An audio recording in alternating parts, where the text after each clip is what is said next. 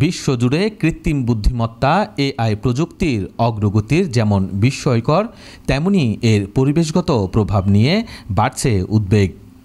বিশেষজ্ঞরা সতর্ক করছেন, এআই পরিচালনায় ব্যবহৃত ডেটা সেন্টারগুলো প্রচুর পরিমাণে পানি ব্যবহার করছে, যার কারণে ভবিষ্যতে মানব সভ্যতা ভয়াবহ পানি সংকটে পড়তে পারে।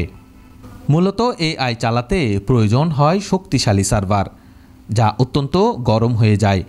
এইসব সার্ভার ঠান্ডা রাখতে ব্যবহার করা হয় লক্ষ লক্ষ লিটার পানি। গবেষণায় উঠে এসেছে, শুধু যুক্তরাষ্ট্রই 2055 সালের মধ্যে এআই চালিত ডেটা সেন্টারগুলো দৈনিক প্রায় 5 বিলিয়ন লিটার পানির প্রয়োজন তৈরি করতে পারে। এই পরিমাণ পানি একটি দেশের পুরো জনগণের একদিনের প্রয়োজনের সমান।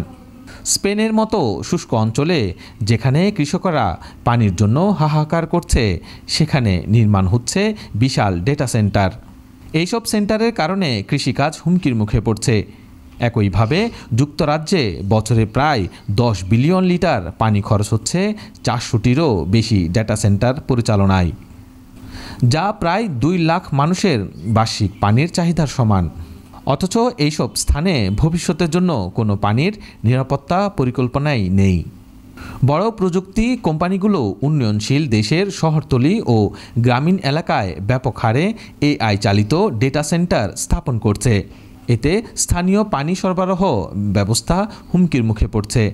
কৃষিকাজ, জনস্বাস্থ্য এবং পরিবেশের উপর মারাত্মক নেতিবাচক প্রভাব পড়ছে, যা ভবিষ্যতে সামাজিক অস্থিরতার কারণ হতে পারে।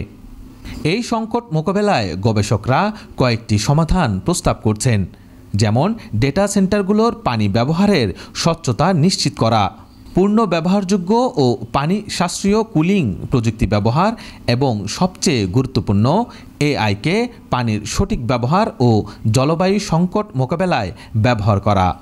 উদাহরণস্বরূপ, এআই প্রযুক্তি ব্যবহার করে কৃষিক্ষেত্রে পানি অপচয় রোধ, বন্যা পূর্বাভাস, দূষণ পর্যবেক্ষণ ইত্যাদি সম্ভব। প্রযুক্তির অগ্রগতির সঙ্গে পরিবেশের ভারসাম্য রক্ষা করা এখন সময়ের দাবি। না হলে মানুষের তৈরি এই বুদ্ধিমান প্রযুক্তি ভবিষ্যতে মানবজাতিকে তৃষ্ণার্ত করে তুলতে পারে।